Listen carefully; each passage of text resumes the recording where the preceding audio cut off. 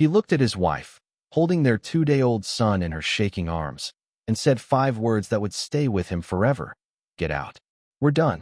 He believed he was shedding a burden, thinking he was upgrading his life. But he had no idea that the trembling woman on his porch had just become the sole owner of the very skyscraper where he worked. He sent her into the rain, unaware that in just 24 hours, she wouldn't just be his ex-wife, she would be his boss. This is a story of deep regret. The rain in Seattle didn't just fall. It pounded against the roof of the small rented bungalow on Elm Street, like stones striking metal. Inside, the air was warm, but the mood was icy. Brooklyn adjusted the car seat, her arms aching. She had left Seattle Grace Hospital only an hour earlier. Her body was still swollen, the C-section stitches tugging painfully with every movement. But none of that compared to the heavy knot of fear tightening in her stomach. She had tried calling Todd 3 times from the hospital lobby. No answer. She had sent him a message saying she was taking an Uber home. Still no response. Todd. Brooklyn's voice was hoarse as she called out. She nudged the front door closed with her hip, shaking the rain from her coat. Todd, we're home. He slept the entire ride. The living room looked unusually tidy. That was the first thing that struck her. The stack of mail that usually cluttered the console table was gone. The throw blankets were folded with precise order. Then her eyes fell on the suitcases. 3 large black bags stood upright near the door like silent sentinels. Todd sat in his leather recliner, holding a glass of amber liquid. He wasn't looking at her, his gaze fixed on the blank TV screen. He wore his finest suit, the Navy Brooks Brothers one he usually reserved for major presentations at Wellington Logistics. Brooklyn whispered, a chill creeping up her neck. Are we going somewhere? Todd finally looked at her. His expression was unreadable, a calm mask that felt more frightening than anger. He stood, took a slow sip from his glass, and set it carefully on a coaster. No, Brooklyn, he said, his voice chillingly steady. We're not going anywhere. You are. Brooklyn blinked, stunned. She glanced down at the sleeping baby in the carrier, little Noah, barely 2 days old. Then back at her husband of 3 years. I don't understand. Is this some kind of joke? I just had surgery, Todd. I can barely walk. This isn't a joke, a woman's voice called from the kitchen. Brooklyn froze. The kitchen door opened, and a woman stepped out. It was Jessica. Brooklyn recognized her immediately, Jessica, the junior account manager at Todd's company. She was 22, driven, and inexplicably wearing Brooklyn's favorite cashmere robe, the one she had received as a wedding gift. Jessica leaned against the doorframe, arms crossed. She regarded Brooklyn with a blend of pity and contempt, as if she were an unwelcome guest in a luxury hotel. Todd, what is she doing here? Brooklyn's voice shook. She lives here now. Todd replied, moving to stand next to Jessica. He didn't touch her. He simply positioned himself beside her, showing a united front. I've been looking for the right moment to tell you, but there's never a good time. I'm not happy, Brooklyn. I haven't been happy for a long time. You're leaving me? Brooklyn gasped, gripping the car seat handle so tightly her knuckles went white. That's exactly why, especially now, after you just had our son. Todd's calm exterior faltered for a moment, cracking. Look at you, Brooklyn. You're a mess. No ambition. You're fine living paycheck to paycheck, clipping coupons for groceries. I'm moving up at Wellington Logistics. I need a partner who matches the image of a VP. Jessica gets the corporate world. You just want to be a mom. I backed you while you earned your MBA. Brooklyn screamed, tears finally breaking free. I worked double shifts at the diner so you could study. And now that you have some money, I'm not enough. Todd exhaled, glancing at his watch. This isn't up for debate. I covered the rent through the end of the month, but the landlord knows the lease will be in my name only starting tomorrow. You need to leave now. It's pouring rain. Brooklyn cried. I have nowhere to go. My parents are gone. I have a newborn baby, Todd. Your son? Todd glanced at the car seat, his expression tightening. I'll send you a check for child support once the lawyers draft the papers. But right now, I can't have a crying baby here. I have a meeting with the regional director in the morning. I need sleep. He picked up the nearest suitcase, Brooklyn's suitcase, she realized, and dragged it to the front door, opening it to the storm outside. The wind howled, spraying rain into the hallway. Todd, please, Brooklyn begged, dropping to her knees, ignoring the tearing pain in her abdomen. Just let me stay in the guest room for a week, just until I can find a place. Don't do this to Noah. Jessica walked forward, her heels clicking on the hardwood.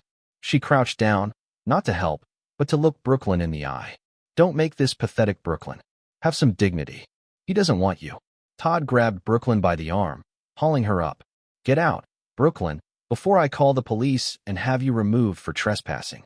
He shoved the other 2 suitcases onto the porch. Brooklyn stumbled backward, instinctively curling her body around the car's seat to protect Noah. She backed out onto the wet concrete. Here, Todd said, tossing a thick envelope onto the wet ground. That's $500.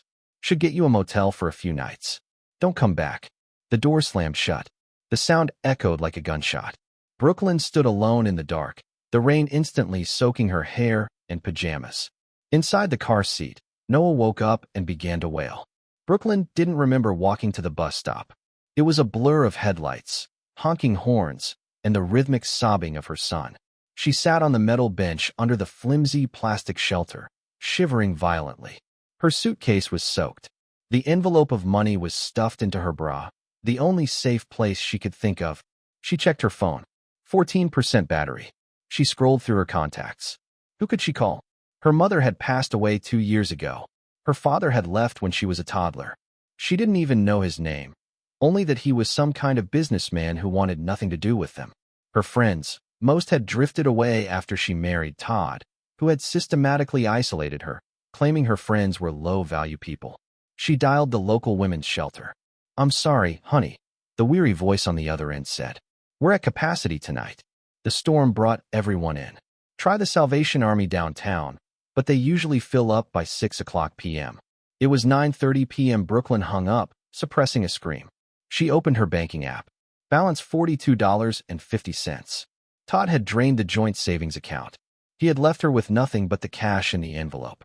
It's okay, Noah, she whispered, rocking the car's seat, her tears mixing with the rain dripping from her nose. Mommy's here. Mommy's going to fix it. But she didn't know how. She was 26, unemployed, having quit the diner to prepare for the baby, homeless and recovering from major surgery. A car slowed down in front of the bus stop. Brooklyn tensed up. It wasn't a bus. It was a sleek black Bentley with tinted windows. It looked out of place in this neighborhood, gleaming under the street lights like a panther. Brooklyn pulled the car seat closer, her heart hammering. Was this a predator? Someone looking to take advantage of a vulnerable woman? The rear window rolled down with a soft electric hum. Mrs. Brooklyn Bennett, a voice called out. Brooklyn froze. She hadn't used her maiden name, Bennett, since she married Todd. Who's asking? She said, her voice shaking. The car door opened, and a man stepped out.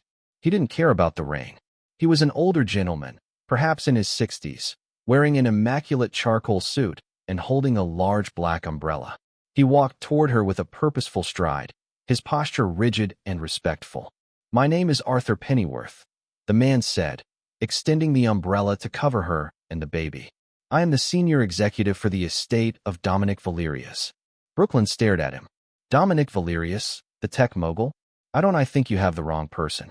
I do not, Arthur said softly.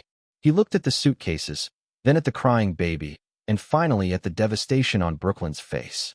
His professional mask softened into genuine sympathy. Dominic Valerius passed away 3 days ago in Zurich. He was your father, Brooklyn.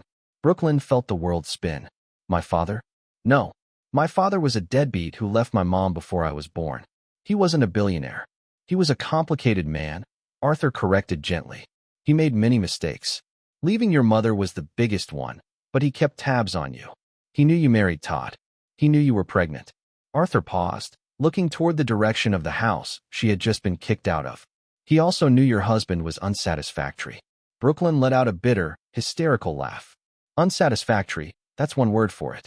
Mrs. Bennett, Arthur said, reaching into his pocket and pulling out a handkerchief. He offered it to her.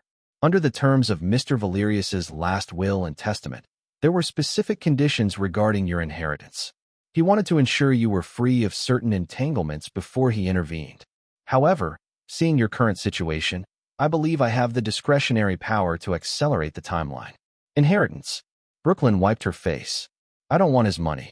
Where was he when my mom died? He paid for her hospital bills anonymously, Arthur revealed quietly. And he paid for your college tuition routed through a scholarship fund. He watched from afar. He was a coward in matters of the heart, Brooklyn, but he was a genius in matters of finance. And he has left you everything. Brooklyn stared at him. Everything. The Valerius Group. Arthur listed. The real estate holdings, the tech patents, the majority shares in several global logistics firms, including the parent company of Wellington Logistics. Brooklyn's breath hitched. Wellington, where Todd works, the very same, Arthur said, a glint of steel entering his eyes. You now own 51% of the holding company that owns his employer, but we can discuss the portfolio later. Right now, you and Master Noah need a warm place to sleep. Arthur gestured to the open door of the Bentley. The interior looked like a spaceship. Warm leather, soft amber lighting. Where are you taking me? Brooklyn asked, hesitating. To the Four Seasons for tonight, Arthur said, and tomorrow to the Valerius estate on the cliffs. It is your home now. Brooklyn looked back at the dark street leading to the bungalow where her husband was currently drinking scotch with his mistress. She looked at the luxury car. She looked at her son. Arthur, she asked. Yes, ma'am. Does Todd know? Arthur smiled, a thin, sharp expression. No one knows. The will is sealed until you formally accept it. As far as the world knows, the empire is in limbo. As far as your husband knows, you are homeless. Brooklyn stood up. The pain in her side flared, but she ignored it. She lifted the car seat and walked toward the Bentley. Let's keep it that way, she said, for now. The presidential suite at the Four Seasons was larger than the entire house Brooklyn had shared with Todd. Arthur had arranged for a private doctor to come to the room to check on her stitches and examine Noah. Everything was taken care of. For the first time in days, Brooklyn slept. She woke up the next morning to the smell of fresh coffee and the sight of Seattle's skyline through floor-to-ceiling windows. But it wasn't just a new day. It was a new life. Arthur was waiting in the sitting area, a tablet and a stack of documents on the table. Good morning, Miss Bennett, Arthur said. He had already reverted to her maiden name. I trust you slept well. I did, Brooklyn said, wrapping a plush robe around herself. She felt different. The fear from the night before had calcified into a cold, hard resolve. What happens now? Now, Arthur said, tapping the stack of papers, we execute the transition. You have inherited assets totaling approximately $1.4 billion. However, your father was a man of theatricality. He left a video message. Arthur handed her an iPad. He pressed play. The screen showed a man who looked shockingly like Brooklyn. The same dark eyes, the same jawline. He was sitting in a high-tech office looking frail but intense. Brooklyn, the man on the screen said. His voice was deep. If you are watching this, I am gone. I have no excuse for my absence in your life. I built an empire but failed to build a family. I leave you my work, my burden, and my power. But power must be wielded, not just held. You are married to a man named Todd. My investigators tell me he is a small man with a big ego. If he is still by your side and treating you well, you may share this fortune with him. If he has failed you, the man on the screen leaned in close to the camera, then use my legacy to crush him.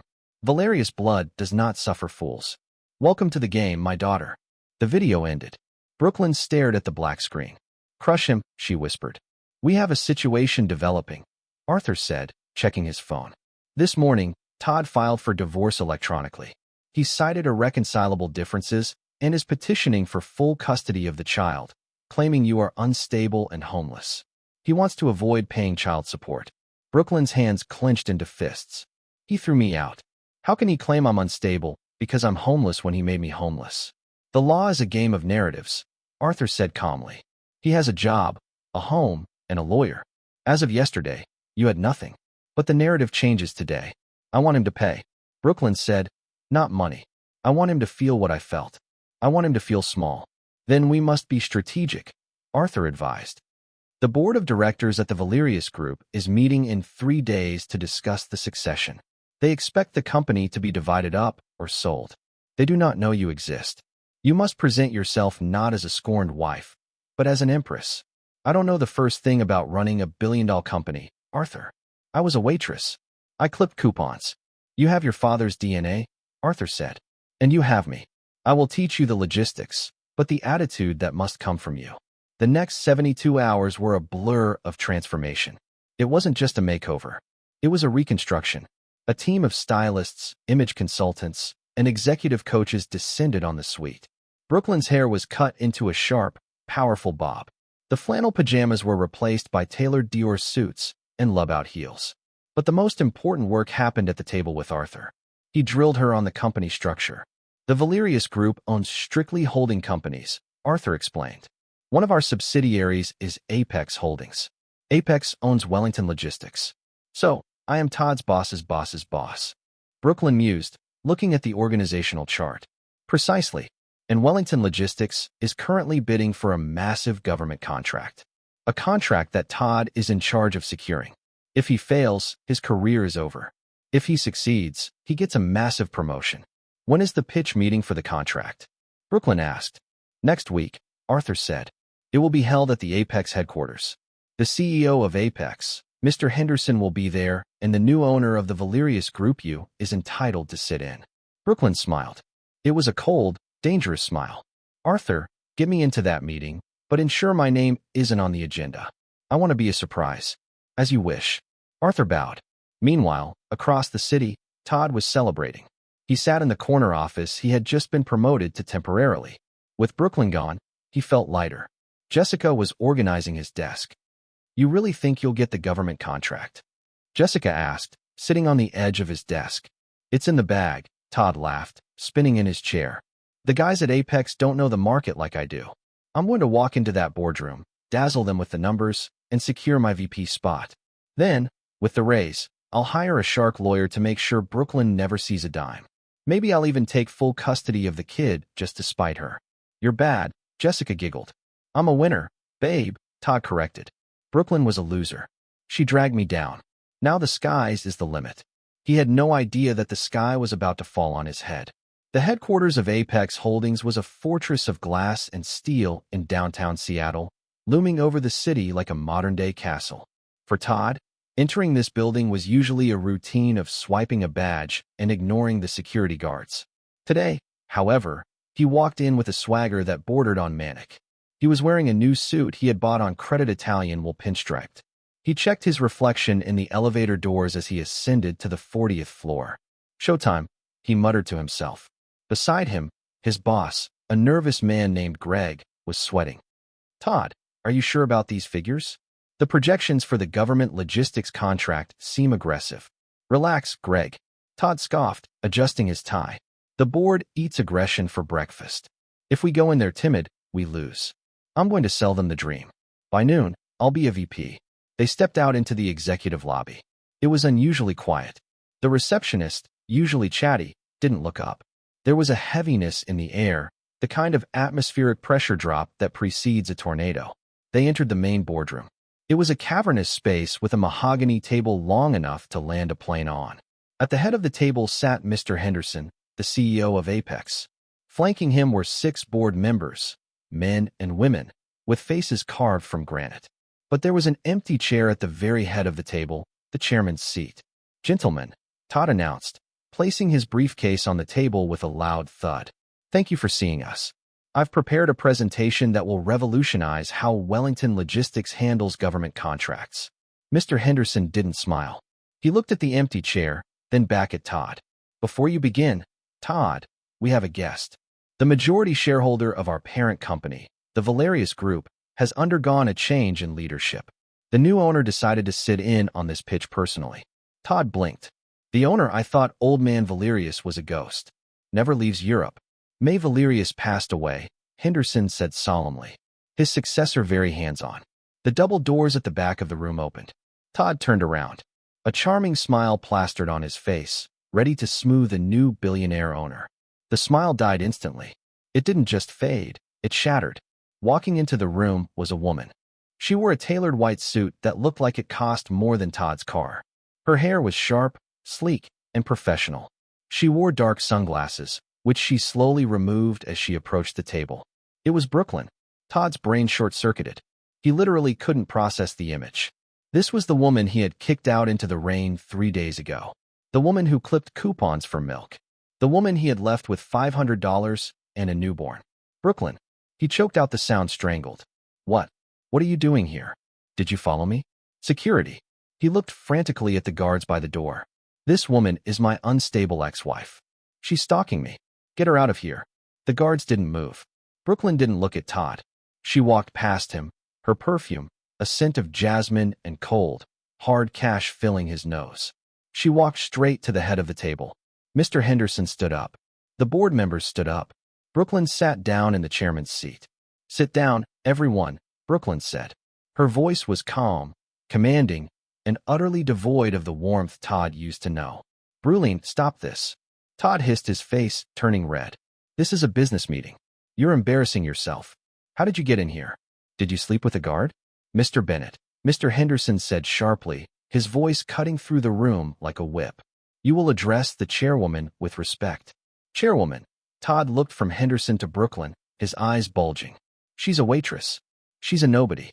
"I am Brooklyn Valerius," she said, finally locking eyes with him. Her gaze was terrifyingly empty. "And as of 72 hours ago, I own the Valerius Group, which owns Apex, which owns Wellington, which means Todd. I own you." The silence in the room was absolute. You could hear the hum of the air conditioning.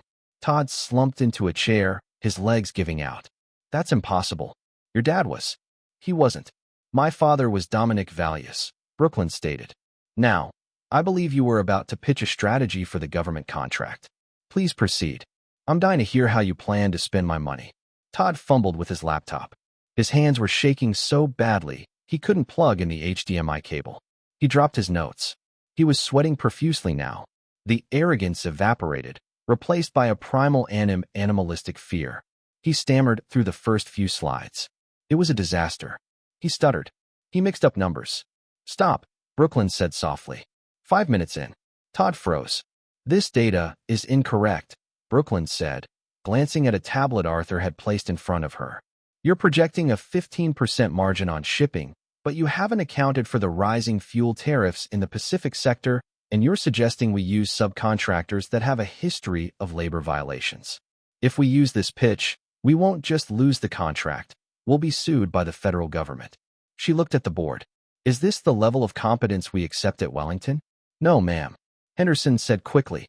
"Brooklyn, please." Todd begged, his voice cracking. "I can fix it. I was just nervous." "It's Ms. Valerius," she corrected him. "And you don't get to fix it. Because you're fired." "You can't fire me," Todd shouted, standing up. "This is wrongful termination. It's personal." "It is personal," Brooklyn agreed, leaning forward. "But it's also professional. I had my team audit your expense accounts last night, Todd. The dinners with Jessica, the client meetings at hotels, you charged them all to the company card. That's embezzlement." Todd went pale.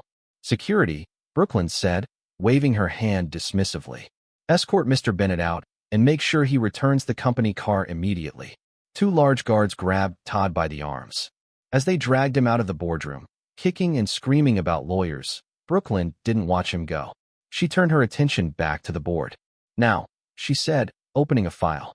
"Let's discuss the real strategy." Todd didn't go quietly. He went to the Sharks. A week after being fired, Todd sat in the office of Robert Thorne, a different Thorne than the prohibited one. Let's call him Robert Slate, the most aggressive divorce attorney in Seattle. Slate was known for destroying lives. "Let me get this straight," Slate said, tapping a pen on his desk. "Your wife inherits $1,003 days after you kick her out."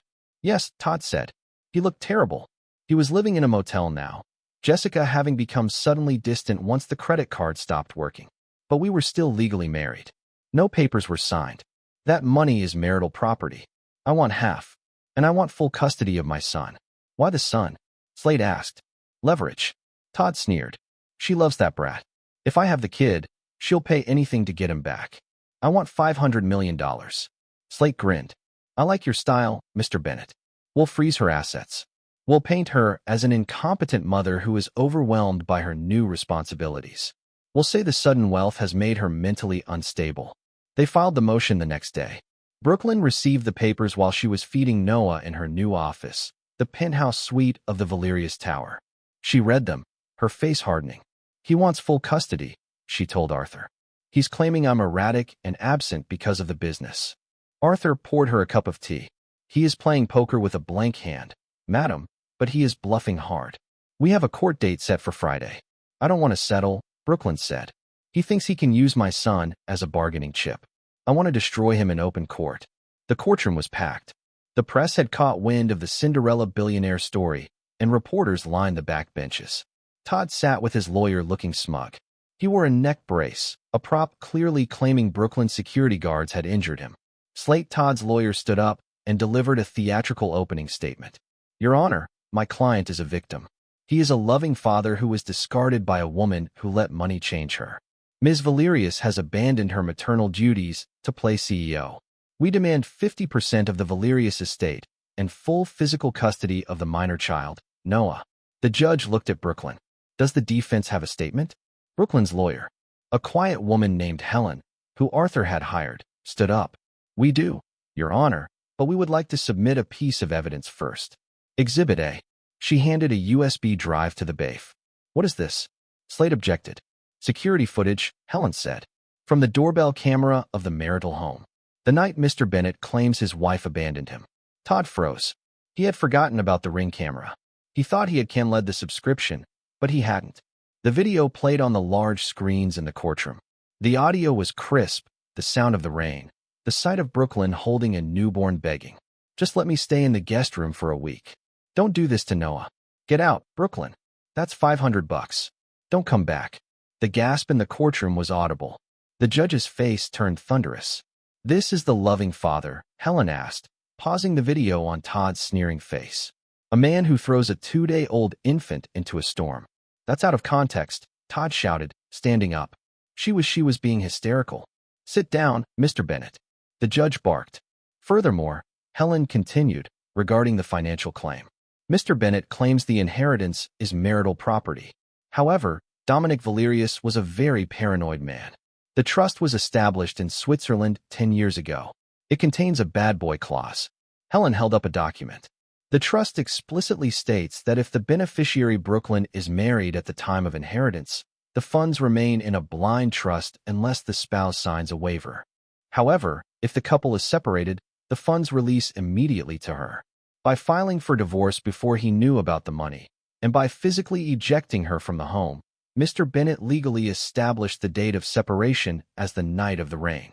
Therefore, the inheritance was received post-separation. Todd looked at his lawyer. What does that mean? Slate closed his laptop. It means you screwed yourself, Todd. You filed the papers too early. You don't get a dime. The judge hammered the gavel. In light of the video evidence, I am granting full legal and physical custody to Ms. Valerius. Mr. Bennett, I am issuing a temporary restraining order. You are to stay 500 feet away from the mother and child. And considering your admission of unemployment, I am ordering a forensic audit of your finances to determine alimony payments to your wife for the years she supported you. Todd stood there, mouth open, as his life crumbled. But the twist wasn't over. As they exited the courtroom, Jessica was waiting in the hall. Todd ran to her. Jess, baby, it's a setback, but we can appeal. We just need Jessica stepped back, disgusted. There is no we, Todd. I saw the news. You're broke. You're blacklisted in the industry, and honestly, you're pathetic. She turned and walked away. Todd stood alone in the courthouse hallway, the flashbulbs of the paparazzi blinding him. 3 months passed, and the divide between Brooklyn and Todd grew from a crack into a canyon. Brooklyn had settled into her role with a grace that surprised even Arthur. She wasn't just a figurehead. She was a natural leader. Her years of managing chaotic dinner shifts and diffusing angry customers had prepared her for the boardroom far better than any MBA program could have. She listened. She was decisive. And she was fair. Under her guidance, the Valerius Group's stock had climbed 12%. And Noah had become the unofficial mascot of the executive floor, cooping in his playpen, while multi-billion-dollar mergers were discussed in hushed tones nearby. But while Brooklyn soared, Todd was rotting. He was living in a damp basement apartment on the outskirts of the city, a place that smelled permanently of mildew and stale frying oil. He had been blacklisted from the logistics industry. Word of his incompetence and his public meltdown at Apex had spread fast. Now he worked under the table as a telemarketer selling dubious extended car warranties to people who hung up on him. The rage inside him wasn't fading. It was festering. It grew like a black mold, consuming his every waking thought. He didn't see his own actions as the cause of his downfall. He saw only Brooklyn's theft of his future. He spent his nights drinking cheap beer and scrolling through news articles about her, zooming in on photos of her at charity galas, wearing jewels that cost more than his life's earnings. He needed a way back in. He needed to hurt her. He needed a nuclear option. One Tuesday night, while rummaging through a stack of water-damaged cardboard boxes he had managed to salvage from the bungalow, Todd found it. It was a manila envelope tucked between an old tax return and a warranty for a blender. Seattle Center for Reproductive Health. Todd frowned, the memory hazy. They had gone there 2 years ago, back when they were first trying for a baby, and nothing was happening. He remembered the doctor being a grim-faced man who spoke in medical jargon. Todd had tuned him out, his ego refusing to accept that anything could be wrong with him. A few months later, Brooklyn had announced she was pregnant, and he had forgotten the visit entirely. He ripped the envelope open. Inside was a detailed analysis of his sample. He squinted at the charts, the bars barely registering above the baseline. He read the summary. Severe oligospermia. Viability compromised. He didn't understand the medical nuances. He didn't read the fine print about low probability versus impossibility. He just muzzled the low numbers. And then his narcissistic mind made a leap of logic that was both brilliant and delusional. If his numbers were this bad, how did she get up? Pregnant. A slow, evil smile spread across his face, illuminated by the flickering light of his television. Gotcha, he whispered, clutching the paper like a weapon. You didn't conceive naturally, did you? You bought him. The next morning, Todd cashed in his last favor with a college buddy who worked for a tabloid blog. He promised a bombshell revelation that would destroy the billionaire darling Brooklyn Valerius. By noon, reporters had gathered outside his basement apartment. It was a pathetic scene. Microphones shoved in the face of a man wearing a stained polo shirt. But Todd felt like a king. Brooklyn Valerius is a fraud, Todd announced to the cameras, his voice trembling with feigned righteous indignation. She plays the victim. She plays the saint. But she is lying to the world, to her shareholders, and to the courts. He held up the medical paper, though he was careful not to let the cameras see the specific text, only the letterhead. I have proof that Noah is not my son, Todd declared, dropping the bomb. And I have reason to believe he is not her son either. The reporters shouted over one another. Mr. Bennett, are you implying she adopted him? Is this about the inheritance? It's entirely about the inheritance, Todd shouted, improvising his lie as he went. The Valerias will had a secret clause. It required an heir within 1 year of death to unlock the billions Brooklyn knew. I couldn't give her a child, so she faked the pregnancy. She used a surrogate, or she bought a baby on the black market to secure the payout. It was a lie, a monstrous, baseless fabrication. But in the age of the internet, the truth is often slower than the scandal. Within hours, Valerius fraud was trending globally. The company's stock took a sharp dip as uncertainty rattled the investors. High above the city in the penthouse suite of the Valerius Tower, Brooklyn watched the news on a wall-sized screen. She wasn't pacing. She wasn't crying. She sat in a high-backed armchair, feeding Noah a bottle, her expression terrifyingly calm. Arthur stood by the door, his face pale. Madam, our legal team is drafting a cease and desist. We can have an injunction against him by morning. We can sue him for defamation. No, Brooklyn said, her voice quiet, but carrying the weight of steel. A lawsuit takes months. By then, the doubt will have set in. He's attacking my son, Arthur. He's calling my child a prop. She burped Noah gently, placing him on her shoulder. He wants a war. Brooklyn stood up, smoothing her skirt. Arthur, get the car. We're going to the television station. Madam, are you sure? Arthur asked, hesitating. Engaging with him might validate his claims. I'm not going to engage with him, Brooklyn said, walking toward the private elevator. I'm going to end him. Brooklyn arranged an exclusive live interview for the 6 p.m. primetime news slot. She arrived at the studio looking every inch the Empress' impeccable hair, a simple but expensive dress, and Noah in her arms. The studio was tense. The anchor, a seasoned journalist named Diane, leaned in as the cameras rolled. Miss Valerius, Diane began. Your ex-husband made some shocking allegations today. He claims you faked your pregnancy to satisfy a clause in your father's will. He claims he has medical proof that he could not have fathered your child. How do you respond? Brooklyn looked directly into the camera lens. She imagined Todd sitting in his dark basement, watching this feed, thinking he had won. My father's will is a matter of public record, Brooklyn said, her voice steady and clear. There was never a clause requiring an heir. Any first-year law student could verify that. Todd would know that, too. if he had ever bothered to read a document in his life. But as his recent firing suggests, attention to detail isn't his strong suit. A faint smile touched her lips, but it didn't reach her eyes. However, Brooklyn continued shifting Noah slightly in her lap. Since Mr. Bennett has brought up the topic of biology and secrets, I think it is time to reveal the one secret I did keep. Brooklyn nodded to Arthur, who was standing off stage. He stepped forward and handed the anchor a sealed envelope. Todd claims Noah isn't his son, Brooklyn said softly. And ironically, he is right. Diane's eyes went wide. The control room went silent. He is, yes, Brooklyn said, her voice taking on a tone of gentle, pitying sadness. 2 years ago when we went to that clinic, the doctors gave us the results. Todd was diagnosed as sterile completely. The doctors told him to his face. But Todd, he was a man of immense pride. He was so arrogant, so unable to accept a flaw in himself that he suppressed the memory. He went into denial. He told me everything was fine. Brooklyn looked down at Noah, stroking his cheek, playing the role of the devoted, long-suffering wife to perfection. I wanted a baby, she said, her voice breaking just enough to be heartbreaking. And I loved Todd. Despite his flaws, I wanted to give him the family he wanted. So, I made a choice. I used a sperm donor. The studio was dead silent. I never told Todd. Brooklyn confessed to the world. I didn't want to hurt his fragile ego. I let him believe he was the father. I protected his pride until the very end. I let him think he was a man capable of creating life because I loved him enough to carry that secret alone. She looked back into the camera, her gaze piercing through the screen. So Todd, you are right. You have no rights to Noah.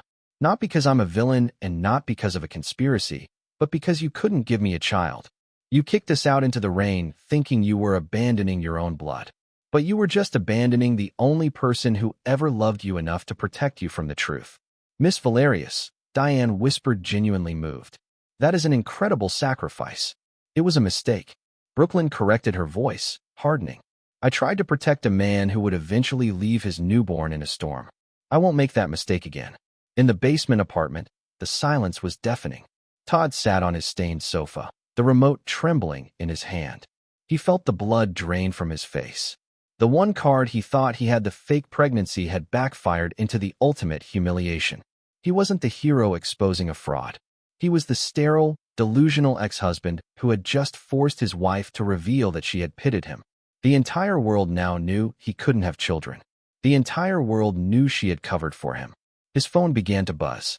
Not with interview requests, but with mockery. Twitter was already alive with it. He was a laughingstock. Todd stared at the screen at the image of the woman he had discarded, looking untouchable and radiant. He realized then that he hadn't just lost the battle. He had been erased. He screamed a raw, guttural sound of defeat and threw the remote at the television, shattering the screen into a spiderweb of cracks. But as the image flickered and died, he knew he couldn't shatter the truth. He was alone, and he was nothing.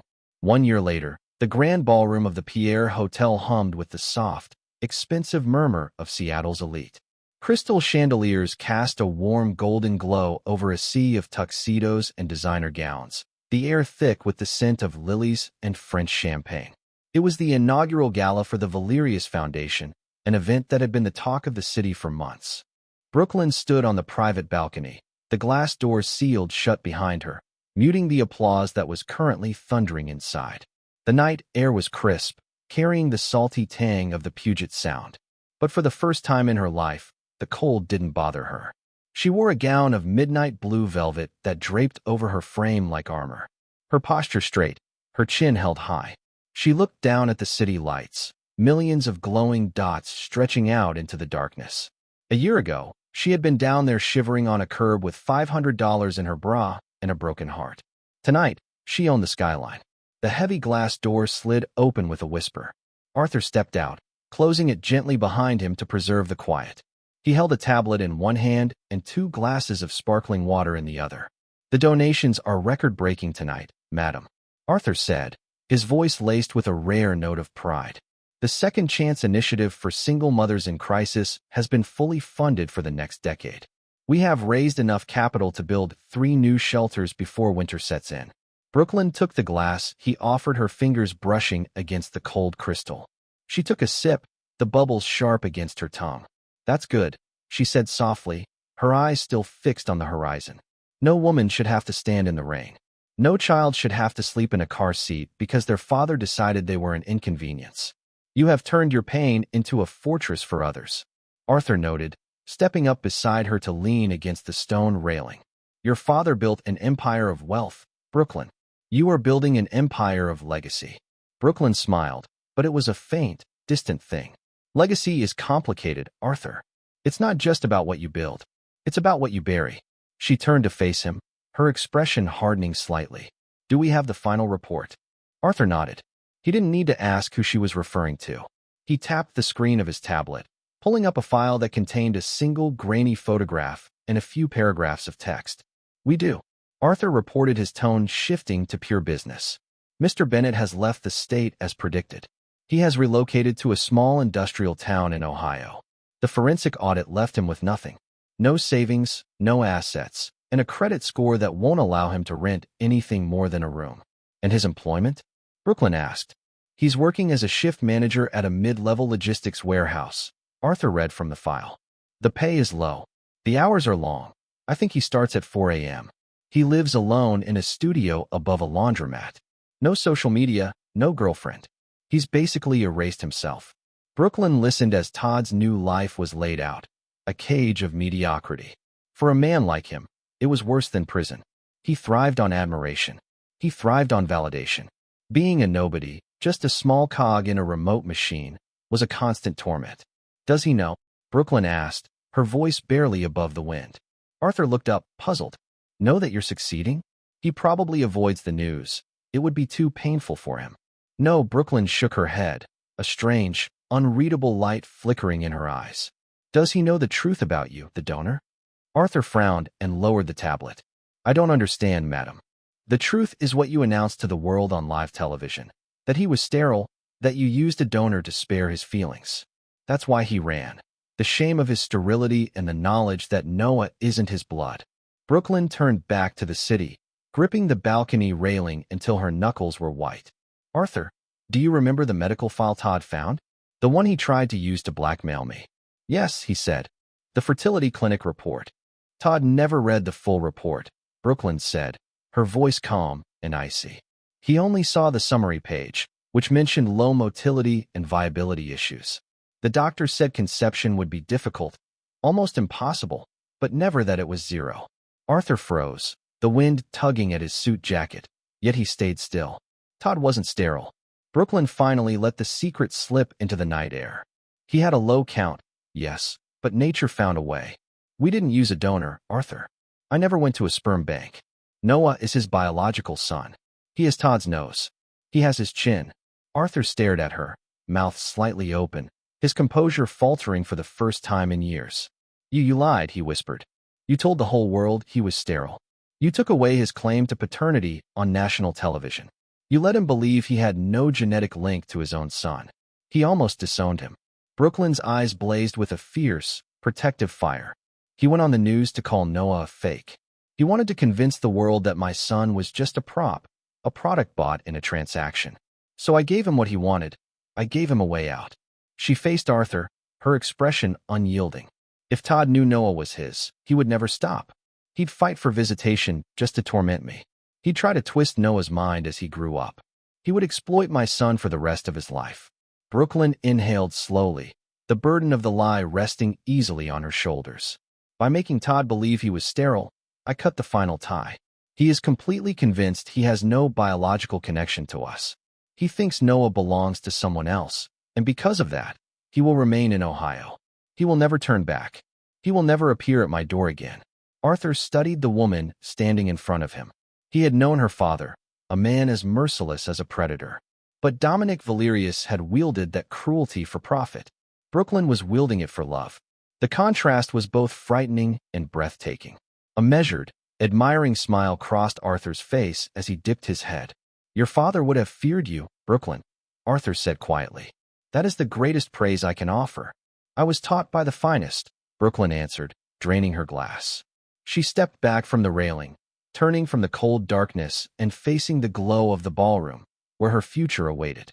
Somewhere inside the VIP suite, Noah slept peacefully, safe, cherished, shielded by unimaginable wealth, and a mother who would set the world ablaze to keep him secure. Todd was gone, a shadow lingering in a Midwest warehouse, trapped in a lie she had been driven to create. He had cast her out so she could seek a better life. In doing so, he had given her the throne, and she had sealed the gates against him for good. "Come, Arthur," Brooklyn said, moving toward the light. "We have guests to receive." It was more than revenge. It was a lesson in precision. Brooklyn hadn't merely prevailed. She had reshaped the story itself to keep her son safe. Do you believe her final choice, lying about the child's paternity to keep Todd away, was warranted, or did it cross a line? I'd love to know what you think. If this story kept you hooked, hit the like button and share it with someone who enjoys intense drama. Don't forget to subscribe for more stories where justice comes with a chill. Thanks for watching.